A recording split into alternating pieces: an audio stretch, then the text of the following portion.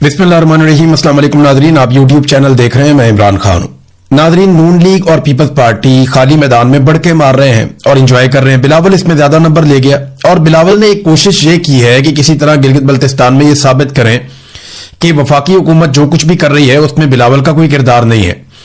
तो थोड़ा सा मैं रिकॉर्ड की दुरुस्तगी के लिए बता दूं कि दोनों आईनी तरामीम जो हुई है वफाक में, वो दोनों पाकिस्तान पीपल्स पार्टी ने साथ मिलकर की हैं।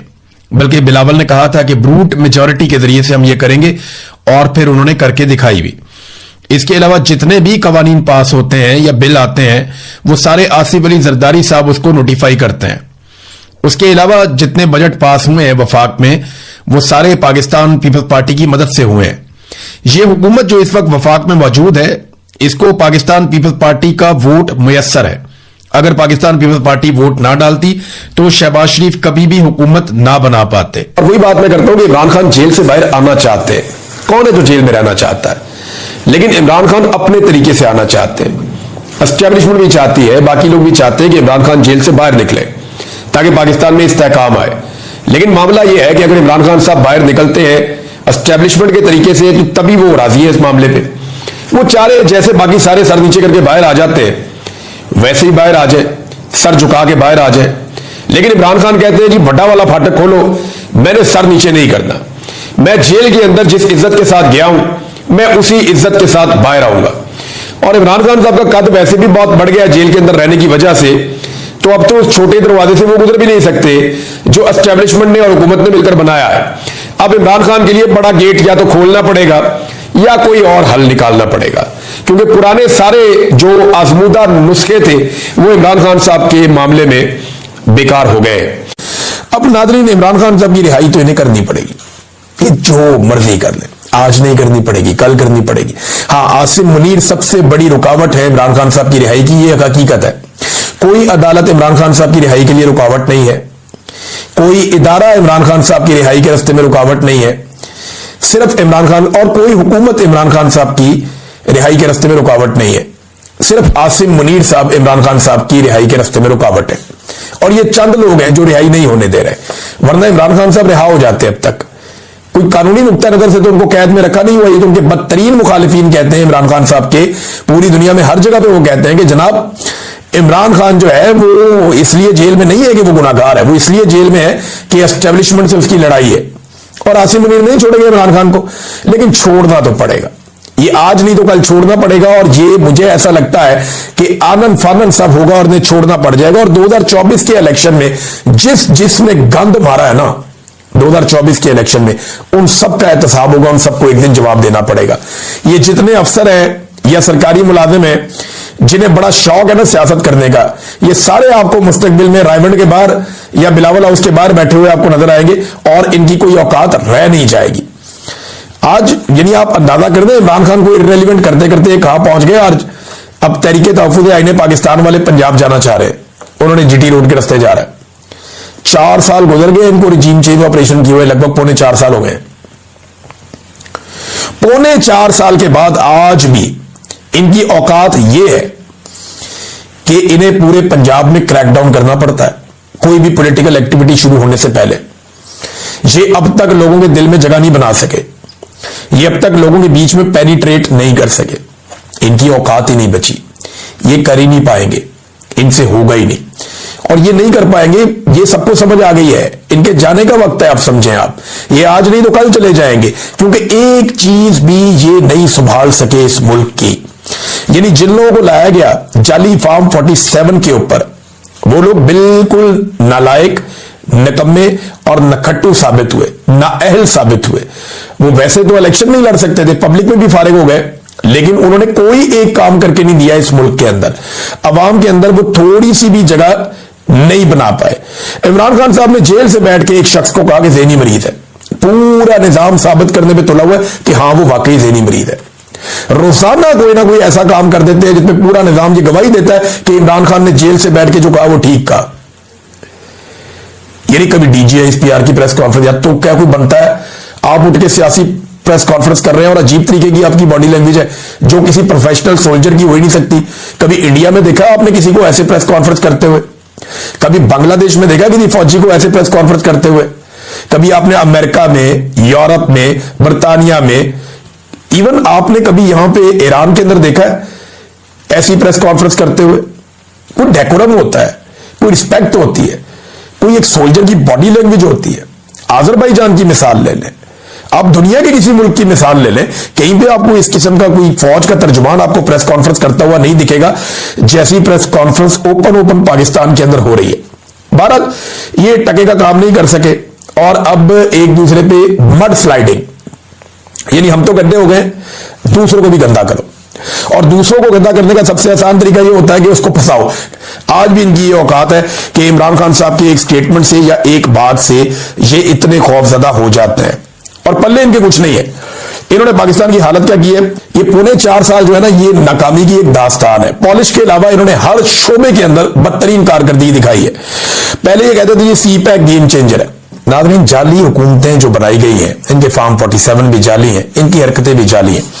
और जब कोई ऑर्गेनिकली काम करता है या कोई ऐसे काम करता है जैसे असली काम होता है तो इन्हें तकलीफ भी बहुत होती है और वो दिखाई भी दे रही है। ये वज़ीर आला खैबर पख्तूनख्वा जो सुहेल अफरीदी साहब हैं, ये तलबा के अंदर जाते हैं, नौजवानों में जाते हैं, बच्चों में जाते हैं, तो ये बहुत नेचुरली उनके साथ बिहेव करते हैं क्योंकि इन्हें बंदे इकट्ठे करने का, रश दिखाने की इनको जरूरत नहीं है ना।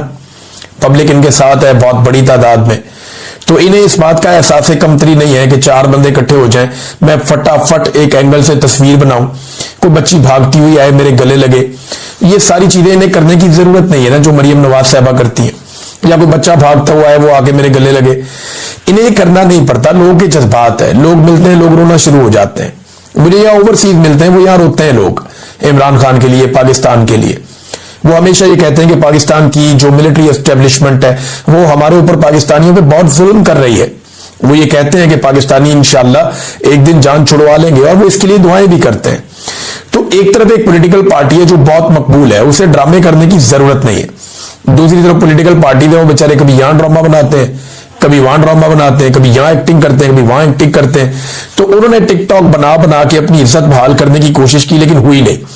अब वज़ीर आला खैबर पख्तूनख्वा पेशावर में बच्चियों के साथ वो कन्वर्सेशन था, उसमें वो बच्चियों को उनकी जो असनाद हैं और इनाम उनको दे रहे थे, मेडल्स वगैरह। यानी शरीफ खानदान का किसी को हाथ लग जाए तो वो समझते हैं पवित्र हो गए।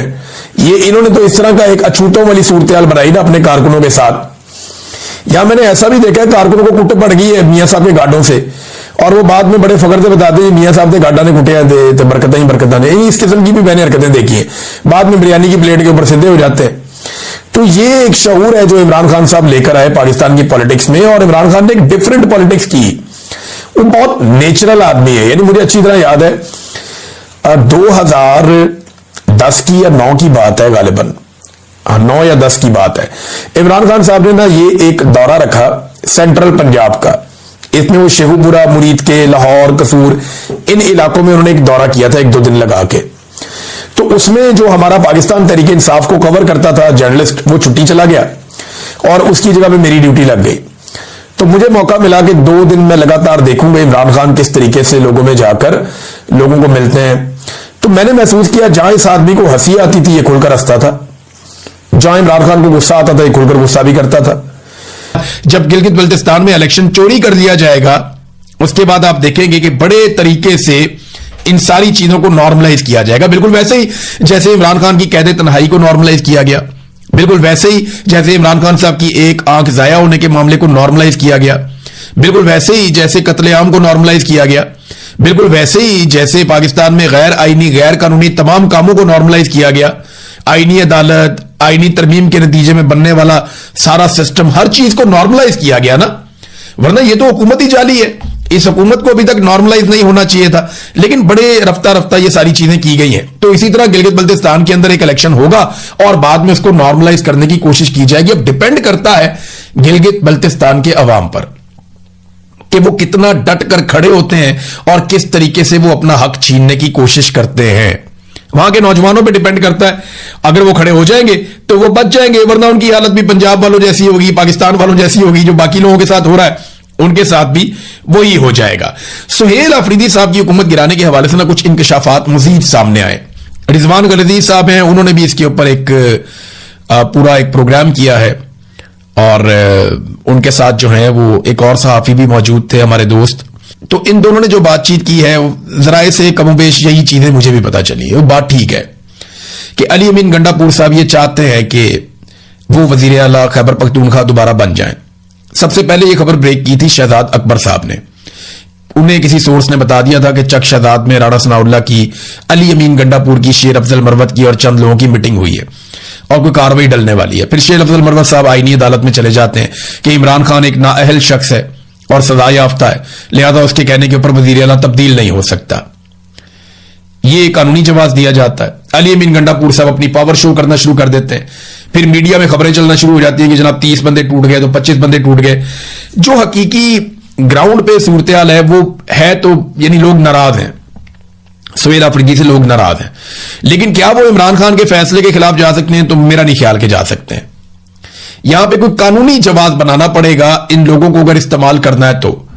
लोग नाराज जरूर है और इतनी बड़ी तादाद में नहीं है जितना बताया जाता है कि 30 नाराज हो गए या 40 नाराज हो गए। नहीं, हुकूमत कहती है कि 72-75 लोग उनसे आकर मिले हैं, जबकि 92 टोटल तादाद है। और उसमें तो वो बताते हैं कि कुछ हज करने गए हुए हैं, कुछ पाकिस्तान से बाहर गए हुए हैं, कुछ शादियों वगैरह में मसरूफ हैं। तो लोग अलग अलग जगहों पे, गिलगित बल्तिस्तान में भी 2-4 लोग गए हुए हैं।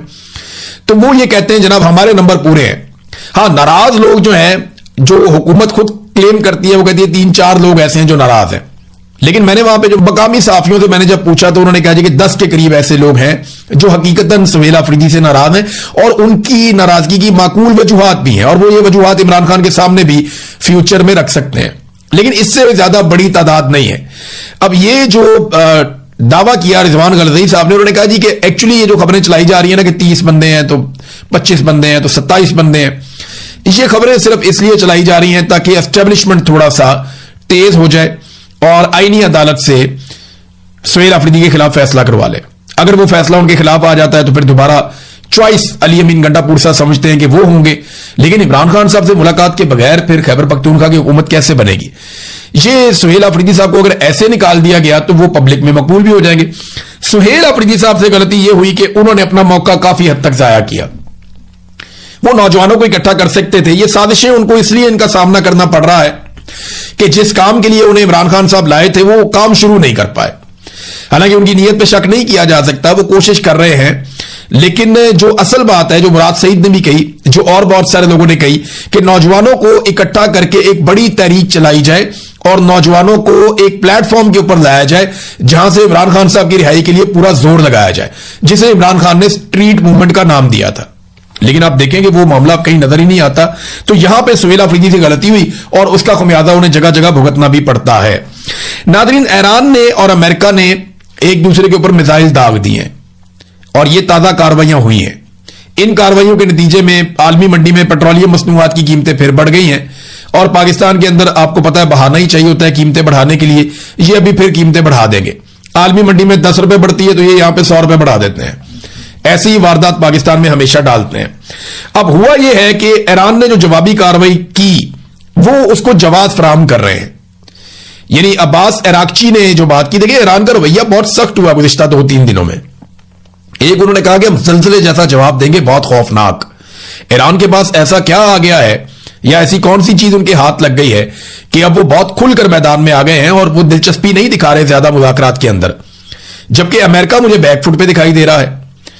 यानी अमेरिकी सदर डोनाल्ड ट्रंप को जब यह बताया गया कि कुवैत के ऊपर, बहरीन के ऊपर, इराक के ऊपर अमेरिकी बेसिस के ऊपर ईरान ने अटैक किया, मिसाइल और ड्रोन मारे हैं, तो डोनाल्ड ट्रंप ने कहा जी हमने भी उनको बहुत मारा, इस किस्म का जवाब दिया।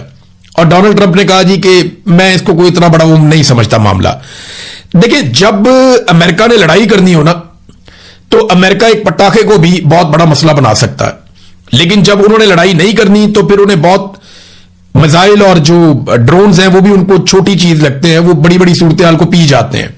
तो इस वक्त अमेरिकन बैकफुट में हैं, वो एक मुआहदा करना चाहते हैं। डोनाल्ड ट्रंप रोजाना की बुनियाद पर यह बात भी करते हैं। लेकिन हो सकता है कि अमेरिका बगैर किसी मुआहदे के चीजों को लटका के आहिस्ता आहिस्ता बाहर निकल जाए, क्योंकि डोनाल्ड ट्रंप को जो फेस सेविंग चाहिए वो वाली फेस सेविंग तो ईरान फिलहाल नहीं दे रहा। लेकिन ईरान ने जो अटैक किया, कुवैत में एक शख्स के जाँ बहक होने की इतला है, जबकि 63 लोग जख्मी हुए हैं। कुवैत ने यह बताया, उनकी जो फोर्सेज हैं, कि 13 बैलिस्टिक मिसाइल और 17 ड्रोन हम पर मारे गए।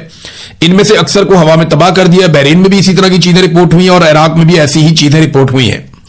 ईरानी फोर्सेज के मुताबिक ये जो नुकसान हुआ है ये अमेरिकन पैट्रियट जो मिसाइल एयर डिफेंस सिस्टम है उसके अंदर कोई खराबी आई है जिसकी वजह से यह नुकसान हुआ है। अच्छा, इसमें कुछ वीडियोस भी जारी की गई थी, कुछ दावा किया गया गुज़िश्ता रात कि अमेरिकी इंटरसेप्टर जो है जो ईरानी मिसाइलों को निशाना बनाने के लिए उड़ रहे थे उनमें से कोई फट गया है या उसमें कोई नुकसान हुआ उसकी वजह से। अब ईरान दावा कर रहा है कि यह वो वजह है कि यहां सिविलियन का नुकसान हुआ, हमने नहीं किया। जबकि कुवैत ने फौरी तौर पे ईरानी सफीर को ईरान से अपने मुल्क से निकलने के लिए कहा है और कुवैत उसके ऊपर सख्त रद्द-ए-अमल दे रहा है। सऊदी अरब ने इसकी मजम्मत की है और कई जगहों से इसकी मजम्मत आई है। बहरहाल जो इराकची है वो ये कह रहे हैं जी हमने तो हमला अपने दिफा में किया है और इन मुकामात पर हमले कर रहे हैं जहां से अमेरिका को जंगबंदी की खिलाफ वर्जियों और शिपिंग पर हमलों की इजाजत मिली हुई है। यानी ईरान कहता है ये हमारे जवाबी हमले हैं, जिस जगह से हमारे ऊपर हमले होते हैं हम वापस वहीं पे अटैक करते हैं। अब ये इस हमले के बाद जो है वो सूरत-ए-हाल दोबारा से कशीदा हो गई है और आलमी मंडी में तेल की कीमतें बढ़ रही हैं। ईरान ने एक और धमकी लगाई है और ये बड़ी खतरनाक बात है। देखिए मैं आपको बता रहा हूं